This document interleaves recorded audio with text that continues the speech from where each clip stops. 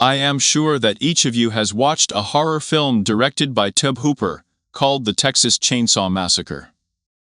The prototype of the antagonist of the film, a maniac nicknamed Leatherface, was a real maniac, Ed Gein, but few people know that a few years before the Texas Chainsaw Massacre, Hooper shot another feature film, the prototype of the antagonists, which also served as a real maniac. The film, called Eaten Alive, tells the story of a crazy bar owner in Texas who fed his guests, including pretty prostitutes, the alligator he kept in the pond behind the hotel. The film failed at the box office. Eaten Alive received a negative review from critics and has a rating of only 10% on the Rotten Tomatoes website, and is based on only 10 reviews. In the early 1980s, the film was considered obscene and was banned in the UK. However, the real story was remembered by many. In real life, it also happened in Texas in the 30s of the 20th century. Almost all locals know the name of this maniac and have heard stories about him. Many parents told this story before going to bed, or when they were children sitting around the campfire and telling each other stories about ghosts. The heroes of our today's issue were called Joe Ball. He entered the annals of history under the nicknames of the Alligator Man, or Bluebeard from South Texas. At the end of the 19th century, the state of Texas was a wide-open border with thousands of acres of uninhabited land. There were wars with the Indians, and the feuds with Mexico were left almost behind, as most citizens looked to the future with hope. Joe Ball's father Frank was one of those who looked to the future with hope. Around 1885, Frank Ball moved to the state of Texas, a small town 15 miles southeast of San Antonio, founded by a man named Henry Elmendorf, who would later become mayor of his city. Shortly after moving in, Frank took out a small loan from a bank and opened a cotton processing factory. Very soon a railway was laid through the city. Goods can now be shipped to other states without any problems. And then Frank's business finally blossomed, which made him a very rich man. He began to engage in real estate, buying and selling various buildings throughout the district. And in the end, he opened a general store in the city. Frank and his wife Elizabeth raised 8 children in one of the first stone houses built in the region. Each of the children succeeded in life, and some even became important figures in society. So, Frank Jr. worked in the school district and became a trustee in 1914. His brother Raymond opened his own grocery store, and in 1926 married a local teacher, Jane Terrell, who in 1940 was appointed postmaster by President Roosevelt and faithfully served the community for 27 years. The child of Frank and Elizabeth Joseph Ball, born on the 7th of January, 1896 year. Throughout her childhood, Jo kept to herself and rarely participated in games with other children, preferring to spend time outdoors, fishing, and following the neighborhood. When Jo reached adolescence, he began to experience a very strong passion for weapons. He loved shooting and spent several hours every week practicing and improving his skills. "My uncle could have shot a bird sitting on a telephone line with a pistol standing next to his Ford model," recalled nephew Joe Buckyball. In an interview with Texas Monthly magazine in July of the 2002 year. It's not known if Joe was planning anything at the time or not, but his shooting skills soon came in handy. On the 6th of April, 1917, the United States officially declared war on Germany and entered into conflict in Europe. Shortly after the outbreak of war, Joe Ball was enlisted in the army and sent to the front line on the European continent, although there are no records of his service or actions during the war. All that is known is that Joe survived, and in 1919, received an honorable discharge from the army, and returned to his hometown of Elmendorf. Joe worked for his father for a while, but then decided to take up his own business.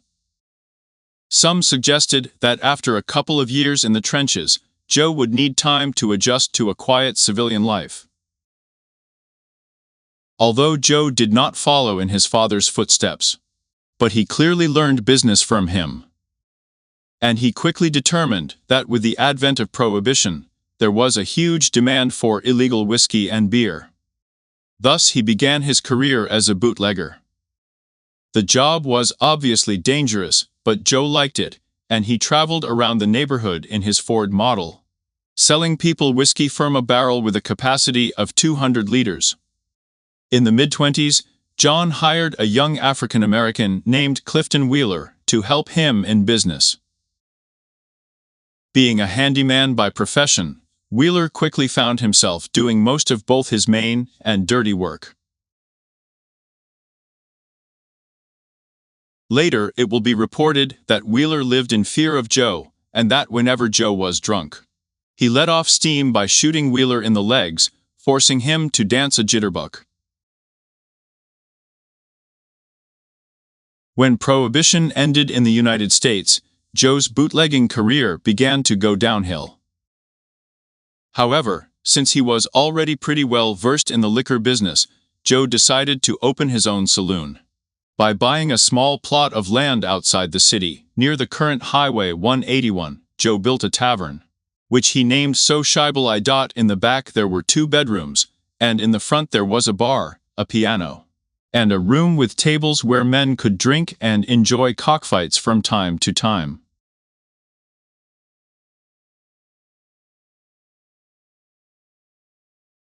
Although most of the customers got along with Joe, he was known in the city as a creepy guy who didn't want to cross the road. Despite the fact that his business seemed to be doing well, Joe felt that he needed some kind of trick to attract customers even more. And soon he settled on the idea of placing on the territory of his hotel or tavern live alligators. He dug a huge hole, which he then cemented and filled with water. He erected a fence 3 meters high and launched 5 live alligators into the pool. 1 big one and 4 small ones. Joe's idea was a success, and crowds of customers poured into the tavern to look at his new pets. Joe put on a show on Saturdays. He took a live raccoon, cat, dog, or any other animal that came into his hands and threw it to the alligators, to the delight of his customers. According to Elton Q. Jr., whose father worked as a deputy sheriff of the county at the time and helped investigate Ball's crimes, it is well known that every Saturday night there was a drunken orgy, and any wild animal, be it a possum, a cat, a dog, or any other animal that wandered without a master, helped make the show much better. The public got drunk, threw the animal into the water, and watched the alligators, wrote Kjut in his book. A similar report can be found in the files of the San Antonio Public Library. A squealing cat flopped into the pool. A large alligator raised its jaws, closed like a vice, and the screaming cat was instantly bitten in half. "These are not all my pets," Big Joe Ball was shouting, and the booze-crazed crowd roared in appreciation. And then he would throw the puppy into the pond. In addition to alligators, Joe's male customers also liked the fact that he hired waitresses and bartenders. Only the youngest and most beautiful girls of the city. None of the girls have ever stayed here for long. But Joe always explained that the girls were just wandering around the city in search of quick money. In 1934, Joe met a woman named Minnie Gothard, or Big Minnie, as many called her.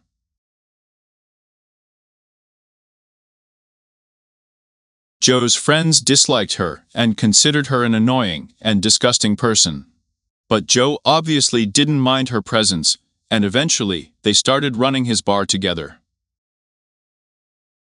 The relationship lasted almost 3 years, until Johnny fell in love with Dolores Buddy Goodwin, one of his junior waitresses.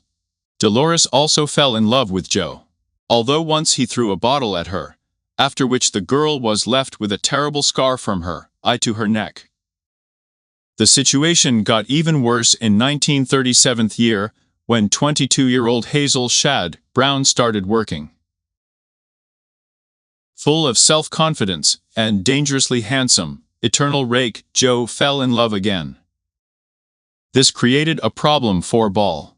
He tried to find a balance between 3 women at once and maintain relationships with each of them.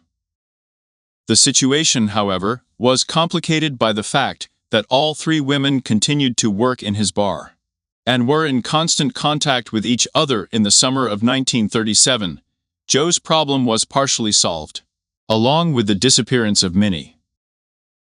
When asked by Minnie's friends and relatives, he readily explained that she had run away from the city after the birth of a black child. A few months later, Joe married Dolores and later told her that Minnie had not run away at all. He allegedly took her to a local beach, shot her in the head, and buried her in the sand.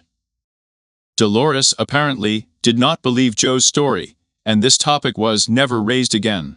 In January 1938, Dolores was involved in a car accident that almost ended in death.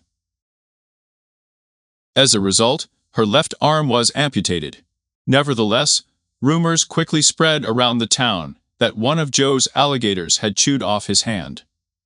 However, rumors about the loss of the arm soon ceased to be discussed, because in April of the same year, its owner Dolores mysteriously disappeared entirely.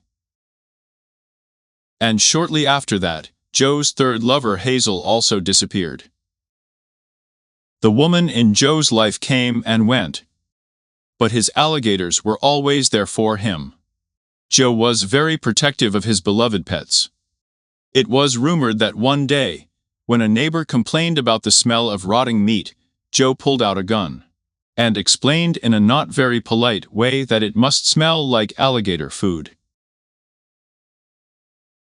and that a curious neighbor should mind his own business if he himself does not want to turn into such food. It is reported that then the neighbor moved to another city out of harm's way.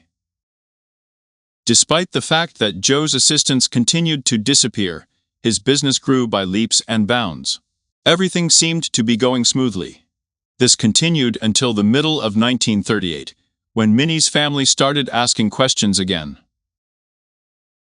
The parents could not find their daughter and turned to the Bexar County Sheriff's Office for help. Since Joe was Minnie's last known lover and employer, he was interrogated several times. However, due to the lack of any evidence confirming a possible crime, he was cleared of all suspicion. A few months later, another family contacted the police about their missing daughter, 23-year-old Julia Turner. The missing girl also worked part-time for Joe before disappearing. Deputies visited the tavern again, but Joe stated that this girl had informed him that she had some personal problems and wanted to quit. Having no specific information on hand, the investigators again left with nothing. Later, when they searched the house that Julia rented with another girl, it turned out that she had not taken any clothes or other personal belongings with her, which immediately alerted the police. The investigators decided to return to the bar for another interrogation of Joe. This time, the man remembered that the girl was desperate and that he had lent her $500 because she had problems with a neighbor and she did not want to return home.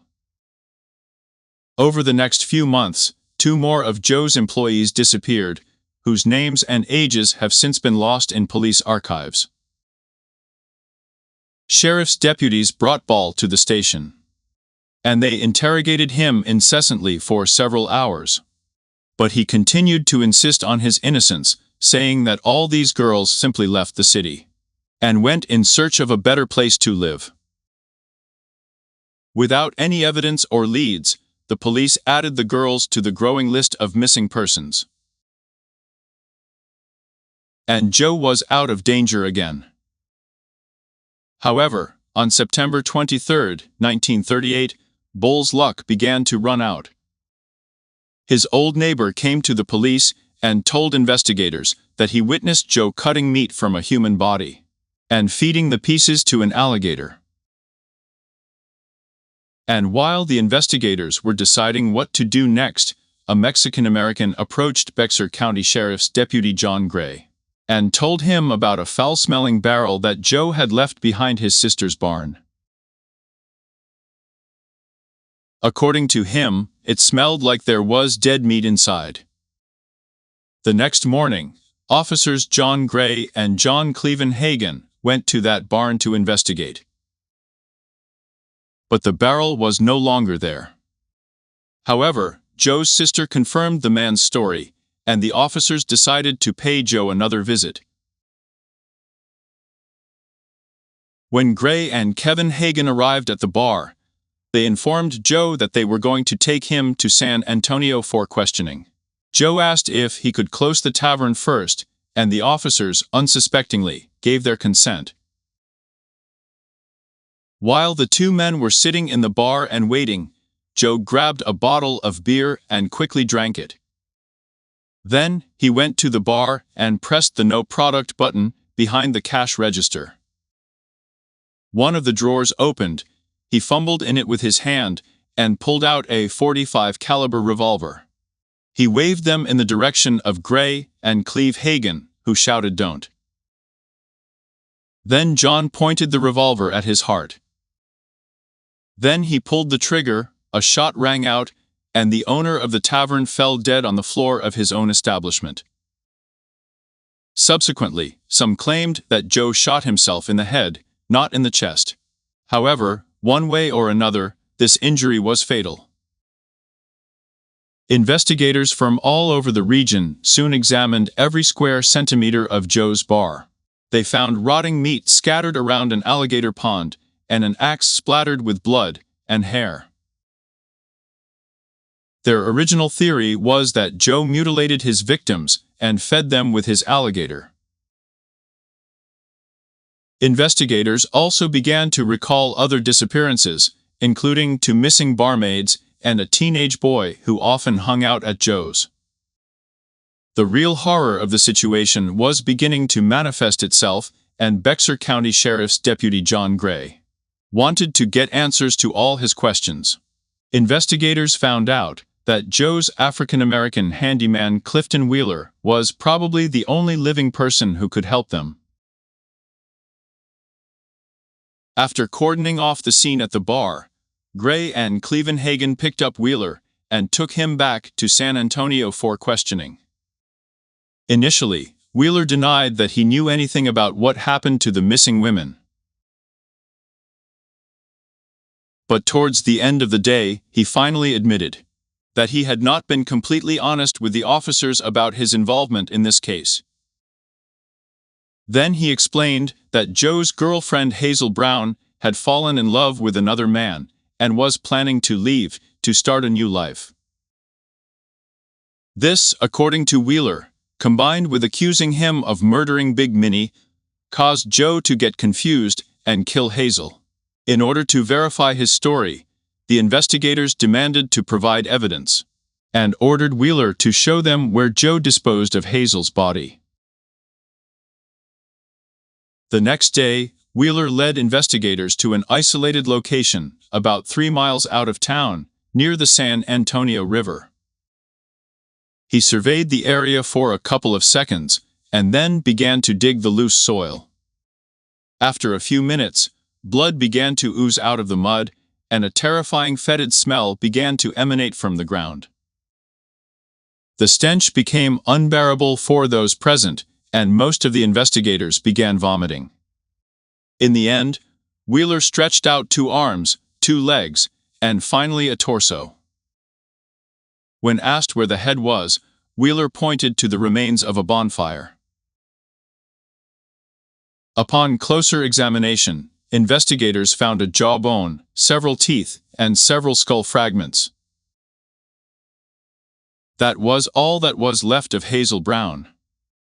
When investigators cordoned off the crime scene, Wheeler said that after a long night spent drunk, Ball asked him to collect some blankets and alcohol. After that, they got into Joe's car, took a 200-liter barrel from Joe's sister's shed, and drove to the river. Wheeler claimed that the bolt at gunpoint forced him to dig a grave, and then uncorked the barrel. Inside was the body of Hazel Brown. Wheeler said that at first he refused to help dismember the corpse, and that Joe started doing it himself. But being in a drunken stupor, Ball hardly sawed off the limbs, and still forced Wheeler to hold them while sawing. Whenever the two of them felt uncomfortable from the stench emanating from the body, they took a break and drank beer. When the dismemberment was finally completed, they buried the remains and threw the woman's head into the fire. Answering a question about the disappearance of Minnie Gothard, Wheeler said that Joe took Minnie to the hillside near Corpus Christi. Joe found a secluded place there, and after a lot of drinking, he waited until Minnie was distracted, and then shot her in the temple. Wheeler claimed that Joe killed her because she was pregnant, and he didn't want this unpleasant circumstance to interfere with his relationship with Dolores. Then the two men buried the woman's body in the sand and drove back to the bar. The police arrived at the scene and began to dig up the sand with the help of hired workers and heavy machinery. Finally, on October 14, 1938, they found Minnie's partially decomposed remains buried in the sand. Police continued to question Wheeler about other missing women, but he insisted that he didn't know anything about anyone else. Returning to Joe Ball's bar, investigators found an album with photos of dozens of women. This evidence, according to Chief Deputy Sheriff Davis, could lead to the disclosure of a dozen more murders. However, none of the photos had any known connection to Joe's crimes. Eventually, investigators found Dolores in California. She managed to escape death and left Texas to start a new life in San Diego. 2 weeks later, in Phoenix, Arizona, police found another woman who had previously been reported missing. And I've also been to Joe's tavern. As it turned out, none of the rotting bodies in the pond with alligators turned out to be human. In an interview with the San Antonio Light newspaper in 1957 year, Dolores Buddy Goodwin stated that Joe never put people in a pond with alligators. Joe would never do anything like that. He wasn't a terrible monster. Joe was a sweet, kind, good man. And he never hurt anyone, unless he was driven to it. There were only 2 murders, she said. Ball's nephew, Richard Buckyball Jr., explained his uncle's crimes by the brutal trauma he received during his participation in the First World War. In 1939, Joe Ball's worker Clifton Wheeler pleaded guilty to burying the bodies and was sentenced to 2 years in prison. After his release, he opened his own bar. However, his fame preceded him, and he could not show his face in public without being bullied by the press or bullied by local residents.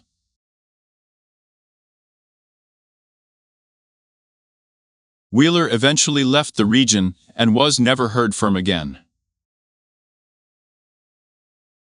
Joe's alligators were eventually confiscated by Texas state authorities and donated to the San Antonio Zoo. where they lived the rest of their lives and delighted visitors from all over the country. Although we will probably never know for sure how many people Joe Ball killed, and whether any of them became food for his alligators. His cult popularity lives on to this day. Only a few written sources of that era could confirm Bull's crime. The newspaper's editor, Michael Hall, researched this story in detail in 2002, and wrote about his findings in the Texas Monthly newspaper.